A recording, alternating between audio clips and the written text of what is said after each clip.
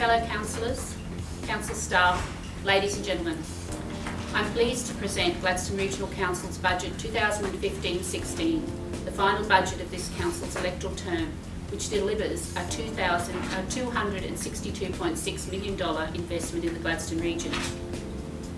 As one of the fastest growing local government areas in Queensland, with a population predicted to double over the next 20 years, Council needs smart plans for the Gladstone region's future. Councillors and staff have spent several months developing this budget to ensure our short-term decisions are consistent with our long-term financial plan. Budget 2015-16 delivers on our corporate plan promise to improve the everyday things and helps us to achieve our long-term goals. It is a budget that places an emphasis on the basics with a focus on providing services in key areas, reducing the impact of growth demand on our residents and community, ensuring valued services and infrastructure are maintained, and providing responsible funding while also looking to the future of the region.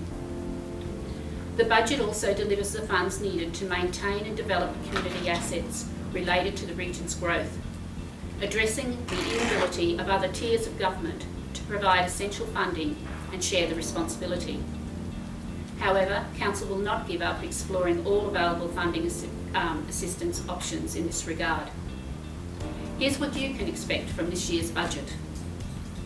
Council will look to deliver signature projects aimed at enhancing the amenity of several regional parks and providing improved recreation options for the community. Among these projects are the $3.8 million Stages 1 and 2 of the Alf Larsen Lions Park redevelopment at Miriam Vale and the $1.5 million Calliope Sports Liscunningham Park, both of which will dramatically transform the sporting and recreational landscape within their respective townships. Council will invest $80.83 million on capital expenditure items, including $47.5 million in infrastructure, repair and replacement programs, including bitumen resealing, $5.45 million, and gravel resheeting, $2.49 million of roads throughout the region. A total of $3.46 million will be spent on the rehabilitation and reconstruction of Chapman Drive at Clinton. $1.42 million will to complete the repair and replacement of key components of the Matthew Flinders Bridge at the Gladstone Marina, and $12.04 million on water and sewage asset replacements, including the Miriam Vale and Boyne Island wastewater treatment plants. These projects will be delivered in addition to a 0.04% drop in the average general residential rate. A total of 46% of residential property owners, or 9,959 properties, will receive a rate reduction in 2015-16, with 25%, or 5,434 properties, to receive an increase of 5%. The balance of property owners will experience varying increases between 5 and 10%, with the maximum increase capped at 10%. Council has endeavoured to reduce its costs by embarking upon business improvement initiatives across all of its activities, constantly reviewing service levels to ensure that ratepayers receive maximum benefit for their rates, and minimising revenue pressures by critically reviewing expenditure. When compared to the 2014-15 adopted budget, implemented expenditure measures represent an organisational saving of $4.2 million and a reduction of 3.08% in Council's operational costs.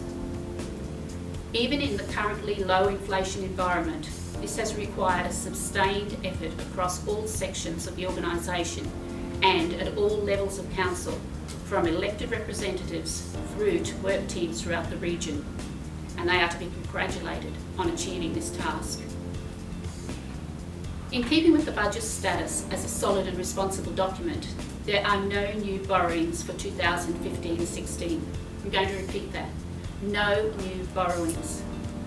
Loan repayments will total $19.23 million, reducing council's outstanding loans by $9.98 million to $158 million out of a total asset base of $2.3 billion, a debt ratio equivalent to 6.8% of physical assets. There are no additional borrowings forecast during the next 10 financial years.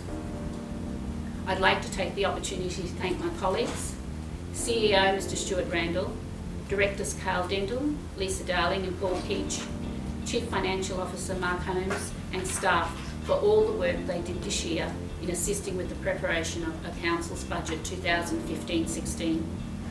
I encourage all residents to view our budget and to contact Council if they have any queries.